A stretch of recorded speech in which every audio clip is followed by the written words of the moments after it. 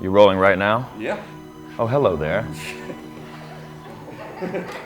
Welcome to the set of Convergence. Hi, I'm Drew Hall. I'm the writer-director of a film called Convergence. And today we're going to show you how we did this absolutely insane time jump sequence in a movie.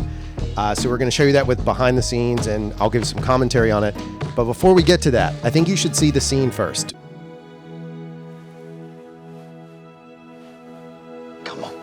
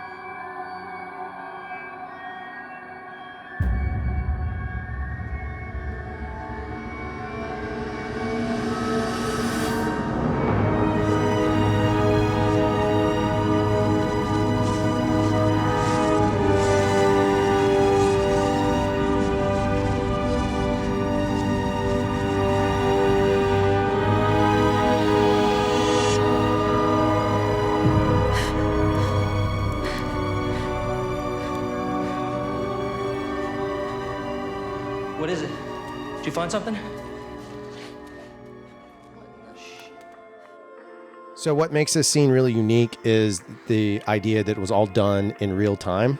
And you'll see throughout this, I'll have some BTS up and you'll see some behind the scenes. We have people in these black skin suits. They were references for our VFX department and for the actors so we could get the right looks. But when we put this piece together, the actors were staring at nothing. So basically you're seeing the rehearsals, you're seeing the lighting rigs. So we'll kind of break down how the scene works. So we'll start first with lighting. So the director of photography, Kevin Duggan, and his gaffer, Marcus Batten, came up with this really great concept. Again, this movie's a little bit old. So, and again, we were bootstrapped, so we were trying to figure out how we went. So the lighting element in this is done with a bunch of DMX boards and a bunch of pre-programmed stuff that Marcus did. Marcus is a very accomplished gaffer and a great electrician. So you'll see like the lights start flickering. You'll see even during the resets, you'll see them resetting everything, the boards going back, the programming going back. And what they had is we built this chapel inside of a soundstage. So the lighting element, as you can see, is a coffin overhead. So that's our primary light. That light had to change. And then we also had to change the lighting to the mood lighting of the back half of the film.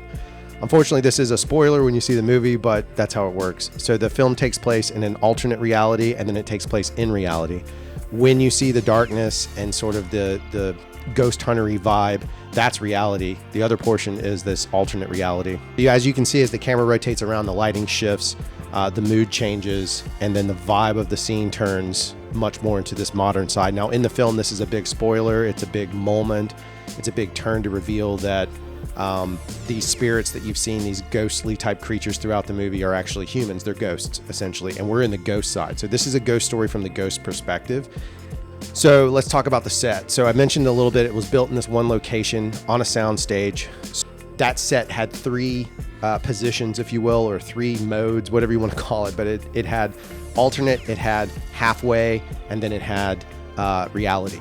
And that's kind of how we approached that. And the production design was brilliant. But again, this was built all on a soundstage that had to connect to the hospital. So we shot in a real hospital that was abandoned, that was kept up and insane. And then the music comes in, right? And the music is also a portion of that. And we could only afford so many score tracks. And this is one of the tracks we knew we wanted to score because it's such a big moment in the film.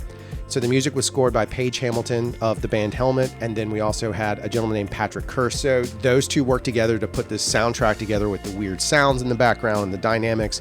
It wouldn't work, though, even if all those elements worked, if we didn't have performances that were so solid. Catalina, who is the ghost hunter, and Clayne Crawford is basically Ben. He's the lead character in the film.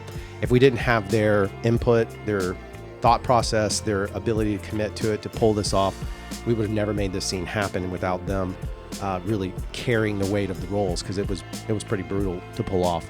Yeah, that's the breakdown of the scene. I hope you enjoyed it, and thanks for watching.